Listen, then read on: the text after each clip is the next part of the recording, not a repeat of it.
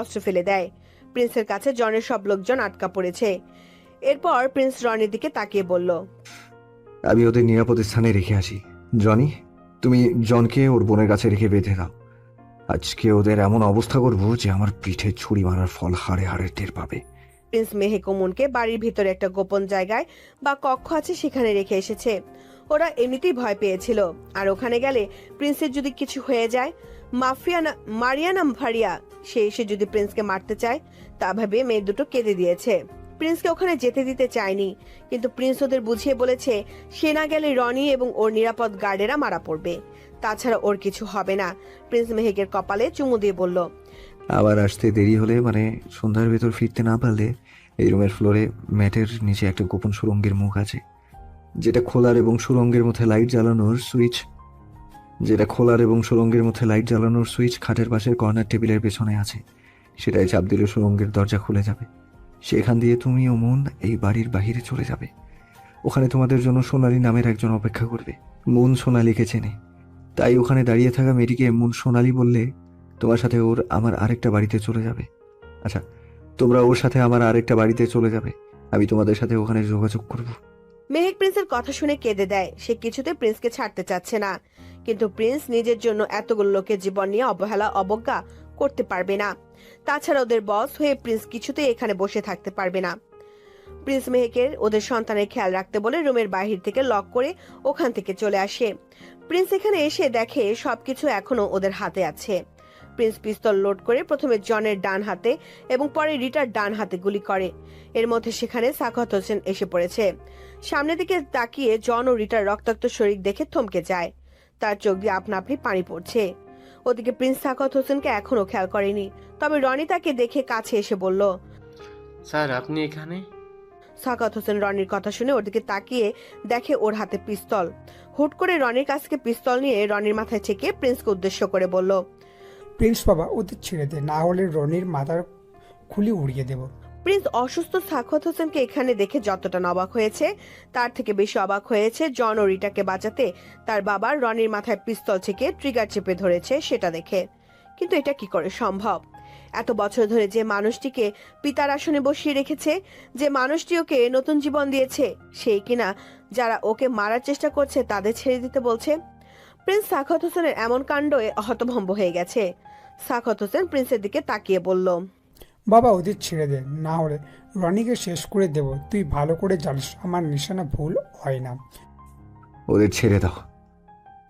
Prince জানে সাখাওয়াত হোসেনের রনিকে মারতে দুবার ভাববে না। সেজন্য রনির জীবন নিয়ে কোনো ঝুঁকি নিতে চায়নি।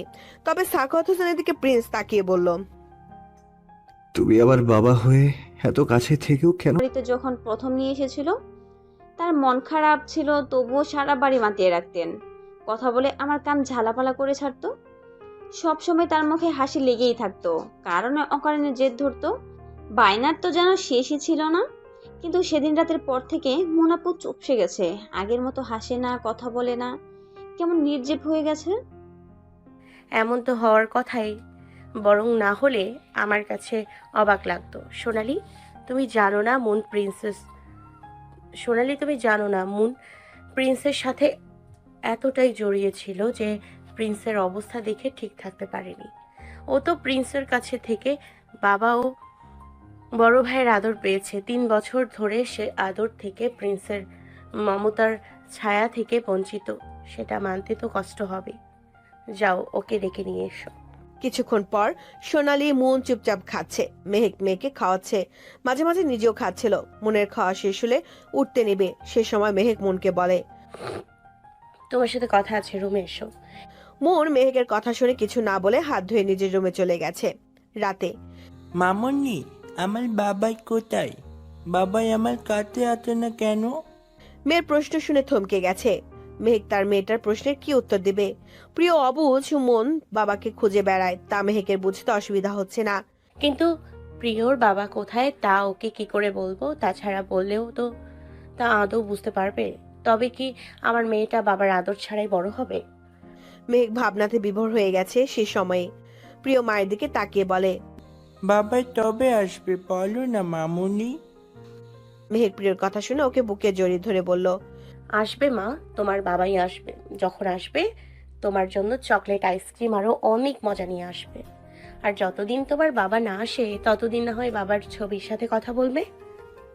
প্রিয় মায়ের কথা শুনে মন খারাপ করে বলে, বাবা এর টবি তো আমার সাথে গল্প করে না, আমি আদর দিলে আমালে আদর করে না। প্রিয়র কথা শুনে মেহেক মায়ের নাক টিপে বলে, আর কিছু ঠিকঠাক বলতে না পারলে কি হবে? আদর শব্দটি ঠিকই বলতে পারে। আরো কিছুক্ষণ প্রিয়র সাথে গল্প বলে এরপর ওকে আদর করে ঘুম পাড়ায়। প্রিয় ঘুমিয়ে গেছে। ঘুমন্ত মেয়ের দিকে মেহেক তাকিয়ে আছে। মেয়েটা দেখতে পুরোপুরি প্রিন্সের মতো হয়েছে, শুধু চোখ আর ঠোঁটের পাশে তিল পেয়েছে মেহেকের মতো। মেয়েকে দেখলে প্রিন্সের কথা মনে হানা দেয়। সারাদিন ব্যস্ততার মাঝে কাটলেও রাতটা কাটতে চায় না, শুধু প্রিন্সের সাথে কাটানো স্মৃতিগুলো মনে পড়ে। প্রিন্সের রাজকুমারী যখন প্রিন্সকে খুঁজে তখন মেহেকের বুকে ফেটে কান্না আসে, কারণ প্রিয়কে কি করে বলবে তার বাবা গভীর ঘুমে। এখন আর কিছু ভাবতে ভালো লাগছে না। দেখি গিয়ে মনটা কি করছে। মেহেক প্রিয়কে ঠিকভাবে শুয়ে দিয়ে মনের রুমে গেল। মন আসতে বললেও যে আসবে না তা মেহেক জানে, তাই তো প্রিয়কে ঘুম পাড়িয়ে মনের কাছে এসেছে। মেহেক মনের রুমে গিয়ে দেখে মন বসে রয়েছে। মেহেক গিয়ে মনের কাছে বসে বলল, মন বোন আমার, এভাবে কতদিন? তোকে এভাবে দেখে আমার কষ্ট হচ্ছে। আচ্ছা আপু, ভাইয়া আমাদের কেন বাঁচাতে এলো? আমরা না হয় মরে যেতাম, তবুও ভাইয়া ঠিক থাকতো তো? ভাইয়া আমাদের জন্য নিজের ক্ষতি করে দিল। মেহেক বোনকে কি বলবে ভেবে পাচ্ছে না। মনকে ঘুমাতে বলে নিজের রুমে চলে আসে। সকালে রানা ভাই আজকে সন্ধ্যায় রেডি থাকবেন। কেন ভাবি, কোথাও যাওয়া লাগবে নাকি? আজকে আপনার জন্য পাত্রী দেখতে যাওয়ার কথা, তা ভুলে গেছেন রানা ভাই? বিয়ে আমি এই মুহূর্তে করব না ভাবি, সরি কিছু মনে করবেন না। রানা ভাই, বিয়ের কথা হলে প্রতিবার এক কথা বলেন, তা ঠিক নয়। আপনার মা বাবার বয়স হয়েছে, তাদের কথা তো ভাববেন। বাবা মা জানে আমি এখনো বিয়ে করব না, আর আমি বেঁচে থাকতে তাদের দেখাশোনা করতে আর কেউ লাগবে না। তাছাড়া ভাবি ভাই আমাকে আপনাদের দায়িত্ব দিয়ে গেছে, তা পালন করা আমার কর্তব্য। ভাইয়া আমার জন্য, আমার পরিবারের জন্য অনেক কিছু করেছে। ভাইয়া আমার জন্য যা করেছে তার ঋণ হয়তো কখনো শোধ করতে পারবো না, তবে এখন যখন পেয়েছি জীবন দিয়ে হলেও আপনাদের পাশে দাঁড়াবো। এতে যদি ঋণের বোঝা কিছুটা কমে। রানা ভাই কোনো কথা শুনছি না। ভাবি আমি তো বলিনি বিয়ে করব না, বিয়ে তো করব, তবে এখন না। এই মুহূর্তে অন্যজনকে এই মুহূর্তে বিয়ে করে কমিটমেন্ট আবদ্ধ হতে গেলে আপনাদের প্রতি আমার যে দায়িত্ব ভাই দিয়ে গেছে তা পিছনেই থেকে যাবে, যা আমি কখনোই চাই না। কিন্তু তাই বলে বিয়ে করবেন না, আমার কাছে বিষয়টি খারাপ লাগছে। ভাবি খারাপ লাগলো আপনার এই কথা মানতে পারবো না। মেঘ মাঝে মাঝে অবাক হয়ে যায় সোনালি ডাক্তার ইজাজ রানার দায়িত্ববোধ দেখে। 3টা বছর ধরে ওরা সবকিছু থেকে প্রিন্সের পরিবারকে আগলে রেখেছে। প্রিন্সকে কতটা ভালোবাসলে তার পরিবারের জন্য নিজের জীবন দিতেও দ্বিধা করে না। রানা মেহেককে চুপচাপ দাঁড়িয়ে থাকতে দেখে বলে, ভাবি প্রিয় সোনা কি করে দেখছি না যে? আপনাদের প্রিয় সোনা রাজকার্যে ব্যস্ত। মানে? আমরা কেউ নাকি ঠিকঠাক বাগানে যত্ন নেওয়া হয় না, তার ফুলগুলোকে কেউ সময় দেয় না, তার ফুলের মন খারাপ, সেজন্য এখন থেকে নাকি সে প্রতিদিন সকালে বাগানে গিয়ে গাছগুলোকে সময় দেবে। আমি বলেছি ছোটদের বাগানে যেতে হয় না, সেখানে পোকামাকড় থাকে। আমার কথা শুনে প্রিয় বলে সে নাকি বড় হয়ে গেছে, সেজন্য এখন থেকে বাগানে যাবে, ফুলের কাছে যাবে, দরকার হলে তার সাথে সোনালীকে নিয়ে যাবে। আর সে একবার যা বলে তাই করে, তা তো জানেন। রানা মেহেকের কথা শুনে মুচকি হেসে বলে, মামুনির যে তো পুরাই ভাইয়ের মতো।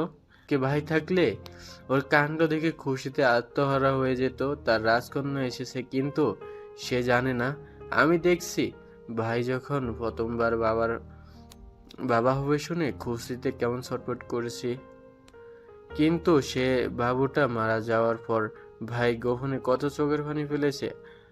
আর আজ একটা পুতুলের বাবা হয়েছে, কিন্তু তার সেটা দেখা বা আদর করার সৌভাগ্য হয়নি। জানেন ভাবি, একটা আফসোস, ভাইয়ের প্রিন্সেস তার বাবার আদর পেল না।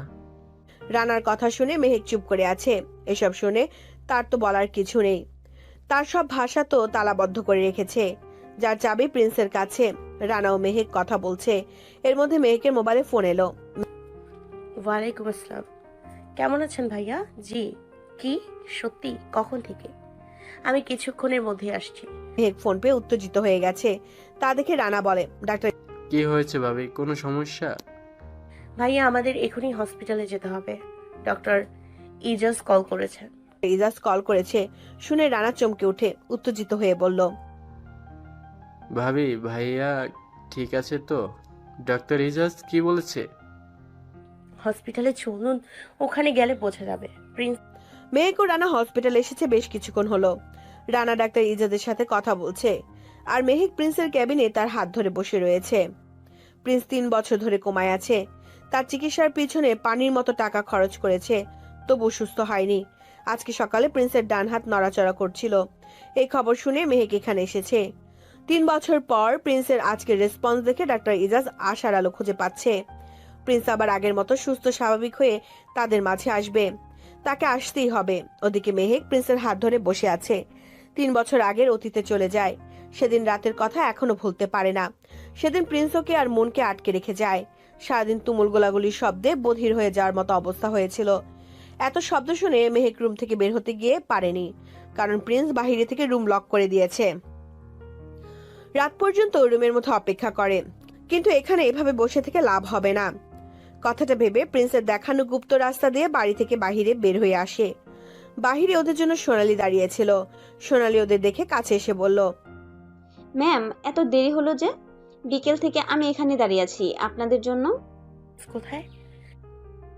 বস ভিতরে আছে, আপনি আমার সাথে আসুন। আপনাদের রেখে আমাকে এখানে আসতে হবে? মেহেক সোনালির সাথে না গিয়ে বাড়ির ভেতরের দিকে ছুটে যায়। তার পিছনে পিছনে মুনও যাচ্ছে। বাড়ির ভিতরে ঢুকে বাগানের দিকে যেতে যেতে দেখে লাশ আর লাশ। এত লাশ ও রক্ত দেখে ওরা থমকে যায়। এর মধ্যে হঠাৎ করে মেহেকের সামনে প্রিন্স এসে দাঁড়ায়। সাথে সাথে একটা গুলি এসে প্রিন্সের বুকের পাশ দিয়ে লাগে। মেহেককে এখানে দেখে মারিয়া গুলি করতে নিলে প্রিন্স দূরে থেকে তা দেখে মেহেকের সামনে দাঁড়ায়। সেজন্য মেহেককে উদ্দেশ্য করে ছোড়া গুলি প্রিন্সের লাগে। মন ও মেহেক প্রিন্সকে মাটিতে লুটিয়ে পড়তে দেখে চিৎকার করে উঠলো। তখন থেকে মন মনে করে প্রিন্স ওদের জন্য গুলি খেয়েছে। ওদিকে মারিয়া আবার গুলি করতে নিলে রানা এসে মারিয়াকে হাতে গুলি করে। তা দেখে জন ক্ষিপ্ত হয়ে এলোপাথারি গুলি ছুটতে থাকে। রানা ও সোনালি প্রিন্স ও মেহেককে শেল্টার দিচ্ছিল। সে সময় প্রিন্স সোনালিকে বলল, তুমি ওদের বাসায় রেখে আসো, তাহলে একে সবাই মারা পড়বো। সুস্থ হয়ে গিয়েছিল। সে সময় রানার মুখে মেহেক শুনেছে আসল কাহিনী। সাখাওয়াত হোসেন তার মামা ও মারিয়া একসাথে পড়াশোনা করেন। তবে মারিয়া মাফিয়া গ্রুপের সাথে যুক্ত তা জানতো না। তার মেহেকের মামার সাথে তার নানা প্রিন্সের মায়ের বিয়ে দেয়। 2 বছরের মাথায় প্রিন্স পৃথিবীতে আসে। ফুঁসতে থাকে মারিয়া। কয়েক বছর পর রাশেদ হাসানের মাধ্যমে প্রিন্সের পরিবার নাশ করতে উঠে পড়ে লাগে। এর মধ্যে প্রিন্সের বাবা পুরাতন মূর্তি পায়, যার মূল্য কোটি টাকার বেশি। সে খবর সাখাওয়াতকে দেয়। সাখাওয়াত তখনও জানতো না মারিয়া মাফিয়াদের লিডার। তাই তো স্ত্রীকে বিশ্বাস করে মূর্তি পাওয়ার কথা বলে দেয়। এটাও বলে প্রিন্সের বাবা মূর্তি সরকারকে দিয়ে দিবে। মারিয়া আগে থেকে প্রিন্সের বাবার উপর ক্ষেপেছিল, তাই সে সময় নষ্ট না করে লোকজন নিয়ে প্রিন্সের বাবার উপর হামলা করে। প্রিন্সের বাবার থেকে মূর্তি নিয়ে তাকে মেরে ফেলে। প্রিন্সের মা ও বোন মারিয়াকে দেখে ফেলে, সেজন্য তাদেরও মেরে ফেলে।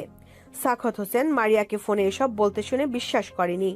নিজের স্ত্রী তার প্রাণপ্রিয় বন্ধুকে এবং বন্ধুর পরিবারকে শেষ করে দিয়েছে, তা বিশ্বাস করতে কষ্ট হচ্ছিল। তার স্ত্রী তার এত কাছে থেকেও অচেনা ছিল, তা বুঝতে অসুবিধা হচ্ছে না। তাই তো ছুটে যায় বন্ধুর বাড়িতে। ওখানে গিয়ে প্রিন্সকে অচেতন অবস্থায় দেখে। কোনো কিছু না ভেবে তার বাড়িতে নিয়ে আসে। মারিয়া প্রিন্সকে দেখে ক্ষেপে যায়। তা দেখে সাখাওয়াত হোসেন মারিয়াকে একটা মিথ্যা বলে। সে বলে প্রিন্সের বাবা প্রিন্সের নামে কয়েক কোটি টাকার সম্পদ উইল করে রেখেছে। প্রিন্সের বয়স 20 বছর শেষ হলে সে এসব কিছুর মালিক হবে। আমরা ওকে আমাদের কাছে রাখলে এই সম্পদের মালিক আমরা হব। মারিয়ার লোভ বেশি ছিল, সেজন্য প্রিন্সকে এখানে রাখতে রাজি হয়ে যায়। তবে সাখাওয়াত হোসেন প্রিন্সকে বাঁচাতে মারিয়ার মাফিয়া গ্রুপে জয়েন করে, কারণ এতদিনে মারিয়া এবং তার এক ছেলে ও এক মেয়ে হয়ে গেছে। জন ও রিটা তার ছেলে ও মেয়ে, সেজন্য ইচ্ছে করলে এই মহিলাকে ছাড়তে পারবে না। এদিকে মারিয়া খুশি হয়, কারণ সাখাওয়াত হোসেন তার দলের সদস্য হওয়াতে তার শক্তি বৃদ্ধি পাবে। এদিকে সাখাওয়াত হোসেনের মনে অন্য কিছু চলছিল। সে নিজে মারিয়ার মাফিয়া গ্রুপে ঢুকে তার থেকে শক্তিশালী গ্রুপের খোঁজ ছিল, যাতে প্রিন্সকে সেখানে ঢোকাতে পারে, কারণ প্রিন্স নিজেকে ডন তৈরি করতে পারলে মারিয়া ওকে মারতে পারবে না। অন্যদিকে মারিয়া সাখাওয়াতকে এদিকে সামলাতে দিয়ে ছেলে ও মেয়ে নিয়ে বিদেশে যায় তার শক্তি বাড়াতে। প্রিন্স বড় হলে যখন মারিয়া দেখে সাখাওয়াত তাকে মিথ্যা বলেছে, সে থেকে মারিয়া গোপনে প্রিন্সকে মারতে লোক লাগায়, কিন্তু প্রতিবার ব্যর্থ হয়েছে। তাই তো নিজের ছেলে ও মেয়েকে এখানে পাঠিয়েছে। সাখাওয়াত হোসেন মারিয়ার অন্যায় কাজের প্রতিবাদ করেছে, প্রিন্সকে বলে দিতেও চেয়েছিল, কিন্তু মারিয়া সবসময় হুমকি দিয়েছে প্রিন্স তার কথা জানতে পারলে মেহেক ও প্রিন্স দুজনকে মেরে ফেলবে, না বললে কিছু করবে না। তাছাড়া জন ও রিটাকে ওখানে রেখেছে প্রিন্সের কাছ থেকে কিছু শিখতে। আসল ঘটনা ছিল অন্য। জন ও রিটাকে পাঠানো হয়েছিল প্রিন্সকে মারতে, তা বুঝতে পারেনি সাখাওয়াত হোসেন। তাই তো রাশেদ হাসান খুনির নাম বলার পূর্বে গুলি করেছে, যাতে মারিয়া প্রিন্স ও মেহেককে মারতে না পারে। সেদিন নিজের জীবন দিয়ে প্রিন্সকে সাখাওয়াত হোসেন মারিয়া থেকে বাঁচিয়েছে। মেহেক সাখাওয়াত হোসেনের বিষয়ে সবকিছু শুনে অবাক হয়েছে। মানুষটা এত কাছে থেকে অচেনা রয়ে গেছে। নিজের স্ত্রী ও সন্তানদের কথা ভাবেনি কখনো, সংসারে সুখ পায়নি তা নিয়ে আফসোস করেনি, শুধু ভেবেছে প্রিন্সকে কিভাবে মারিয়ার থেকে বাঁচাবে। আফসোস, প্রিন্স তা বুঝতে পারেনি। তাই তো সেদিন সাখাওয়াত হোসেনের মৃত্যুতে প্রিন্স দুর্বল হয়ে পড়ে। সেই সুযোগে মারিয়া ও জন প্রিন্সের উপর ভারী হয়ে ওঠে। তবে শেষ পর্যন্ত প্রিন্স লড়েছে মারিয়া ও তার ছেলে ও মেয়ের সাথে। লড়াই শেষে সেদিন জয় প্রিন্সের হলেও সে থেকে প্রিন্স এমন নিথর হয়ে পড়ে আছে। ও আরেকটি কথা, প্রিন্সের সব সম্পদ তার অবর্তমানের আগে থেকে মেহেকের নামে থাকায় টাকা পয়সার সমস্যা হয়নি। তবে মেহেক প্রিন্সের ব্যবসা, বাড়ি ও গাড়ি বিক্রি করে দেয়, শুধু বাগান বাড়ি, একটা গাড়ি ও নানা বাড়ি ছাড়া। মেহেক চায়নি প্রিন্সের ব্যবসার সূত্র ধরে কেউ তার খোঁজ খবর পাক। মেহেক চায় প্রিন্স যখন সুস্থ হয়ে উঠবে তখন সে কোনো মাফিয়া লিডার না, প্রিয়র বাবা ও তার স্বামী হবে।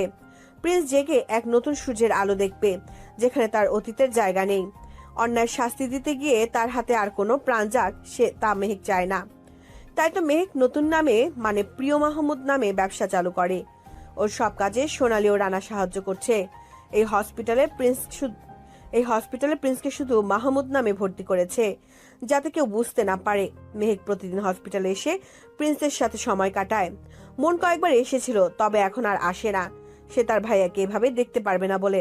আর প্রিয়, তাকে মেহেক নিয়ে আসে না, কারণ মেহেক চায় না তার মেয়ে তার বাবাকে এমন অসহায় অবস্থায় দেখুক। প্রতিটি মেয়ের কাছে তার বাবা হিরো থাকে, তাহলে তার মেয়ে বাদ পড়বে কেন? ছবি দেখেই না হয় তার মেয়ে বাবাকে হিরো জানুক।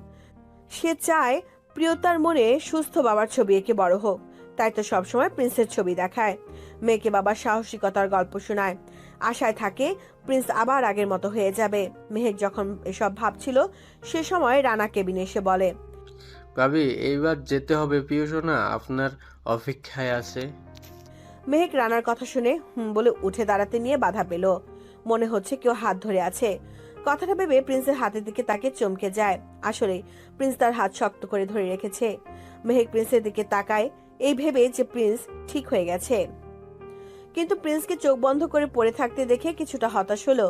এইভাবে খুশি হয়ে গেছে যে 3 বছরের বেশি সময় পর প্রিন্স তার হাত ধরেছে, এটাই কম কি সে। আজকে হাত রেসপন্স করেছে, এক সময় সম্পূর্ণ শরীর রেসপন্স করবে। কথাটা ভেবে মেহেক প্রিন্সকে জড়িয়ে ধরে বলল, আপনি আর কত ঘুমাবেন? আপনার মন ও মেহেক আপনার অপেক্ষায় আছে।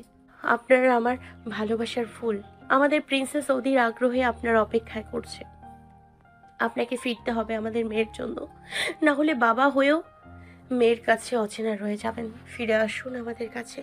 মেহেক বিশ্বাস করে একদিন এই আধার কেটে আলোর দেখা পাবে। সেদিন তার দুয়ারে খুশির মেলা বসবে। সে অপেক্ষায় পথ চেয়ে রয়েছে।